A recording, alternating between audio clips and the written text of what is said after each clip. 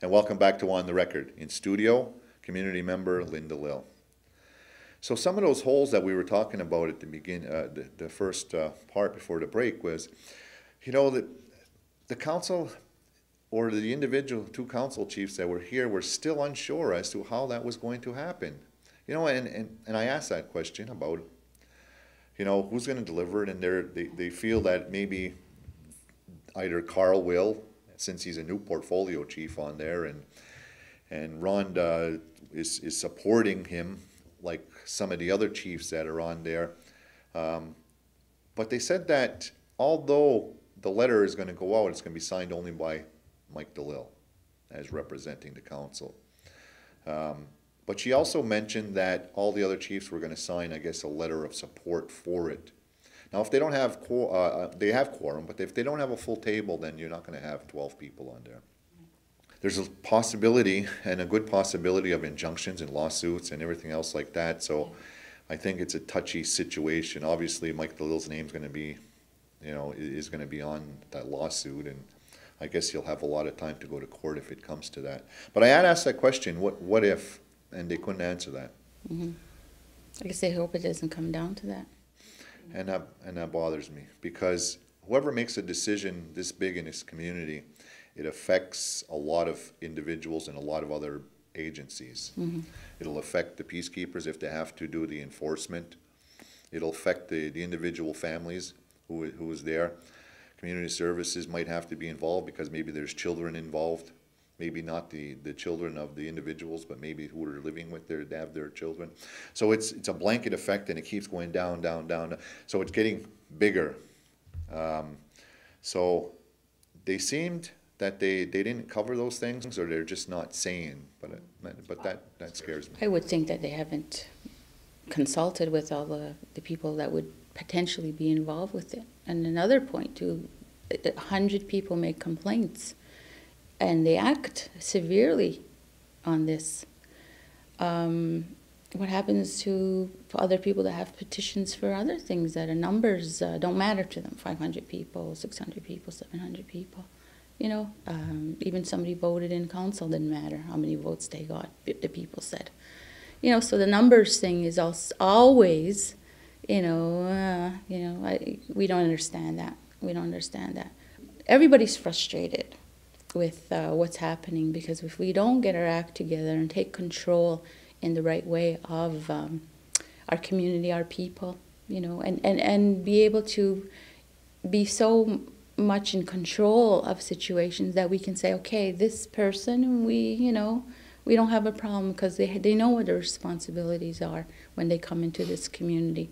They know how they're supposed to act, and they know that we're watching them, and we see that they are respectful towards themselves and our own people.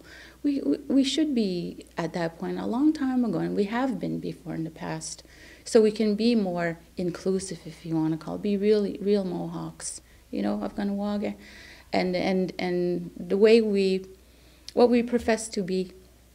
Why isn't it good for everybody else? You know, that really. And because we've got so many limitations on us, because we are under the Indian Act in terms of money, you know, that's not what we're supposed to be getting, or the resources that are supposed to be available to us are not available to us.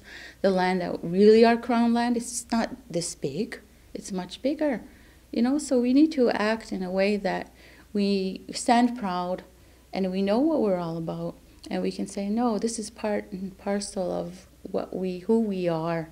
And we have control over these people. It's not the Indian Act. It's not the government. And it's not to act in frustration or anger when we do anything. You know, so I wish that could change.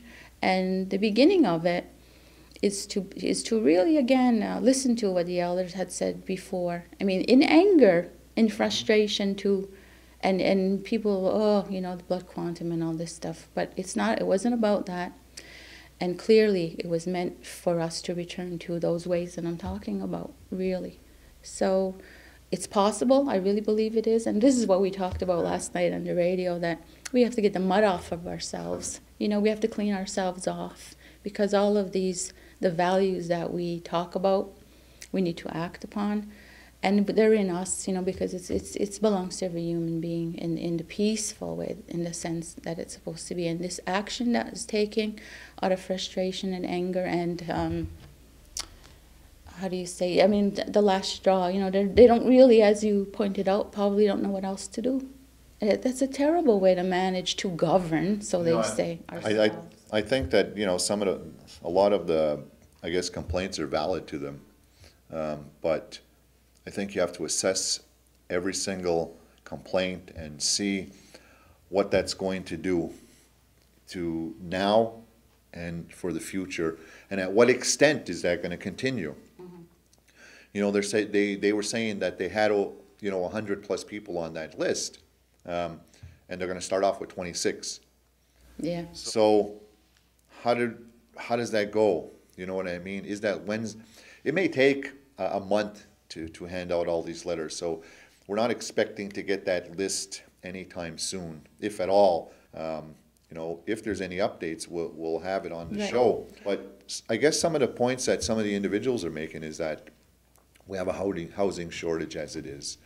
Resources are low as it is. And some of these individuals may be undesirable. Well, not undesirable, but they've taken resources that the community or community members can have. So, and if it allows to happen, what's going to happen further down the road in 10 years from now, you know? Well, one of the things too, the message that this is sending is like, who's next? Like, you know, out of the 26 out of 100 possibilities, well, who's next? You know, living in fear of something like that is not a good thing. It doesn't bring peace to our community, no matter who's here. But also it's, okay, well, could we go so far as to say, okay, you don't have a clan, so you're gone. You know, or you're too old, so you're gone. You know, that whole path that they're going down is, to me, not the right way to do it. I've had a lot of discussions about, of course, membership and our identity and the way we're supposed to be and, you know, our values. And I really believe that, and I've spoken to some non-native people who first off, as you had pointed out earlier, felt that, don't I have a right to live there? You have a right to live where I live. Why can't I have a right to live there? So they come from that kind of thinking, which, okay, equality, and we should all live in harmony with each other. But then when you start to talk with them about our own culture and learn about theirs, and they begin to understand and appreciate what you're saying and the importance of how and why we do things in a positive way.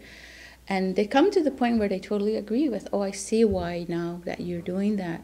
And I firmly believe that if we were able to express our situation and ask for assistance from anybody that would come to us and say, look, we really are in a difficult position here. This is what we need to ensure. Our strong culture, our strong language, and it's very at a critical point right now, very sensitive. They understand, and I would think that they, with their own decision to do the right thing, by example, would say, okay, I understand now why I have to leave, or I have to stop, or I have to, and this is the way we should be able to treat not only our own people, but everybody. I have a question for you to think about before we go and take a break. Is, do you think that they're acting now because of the MacGyver decision, and that the decision is, you know, obviously it's going to be in law by April of this year. So keep that and think about it. And we're going to take a break, and we'll be back right after these messages.